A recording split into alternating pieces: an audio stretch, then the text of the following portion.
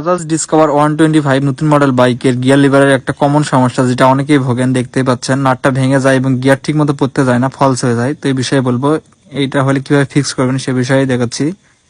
তো মূলত নাটটা ভেঙে গেছে, আর নাট ভেঙে গেলে কিন্তু অরিজিনাল নাট পাওয়া যায় না। নাটটা তৈরি করতে অনেক সময় লাগে, কিন্তু শর্টকাটে সহজে কাজটা যেভাবে করতে পারবেন। তো এখানে আমরা একটা বুশ বানিয়ে দিচ্ছি, আর বুশটা কিন্তু আগে থেকে তৈরি করাই থাকে। আপনার হিরো হোন্ডা গাড়ির পিস্টনের যে গজন পিন আছে, এটা হলেই হয়, শুধু একটু ঘষে দেওয়া লাগে।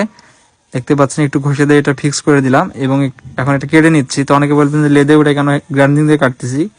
গজন পিন অনেক মেটাল, একটা শক্ত লোহা, গ্রাইন্ডিং দিয়ে ছাড়া কাটা যায় না। দেখতে পাচ্ছেন এটা কেটে নিলাম।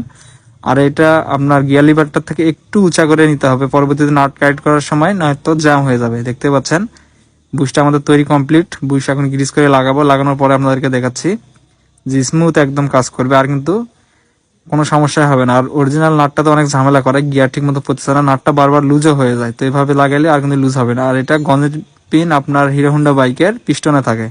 তো এইভাবে কেটে নিলে কিন্তু সহজে কাজটা হয়ে যাবে, আর খরচ খুবই কম। আর নতুন নাট বানাইতে অনেক টাকা লাগে। তো ভিডিওটা কেমন অবশ্যই জানাবেন, পেজটা অবশ্যই ফলো করে দিবেন।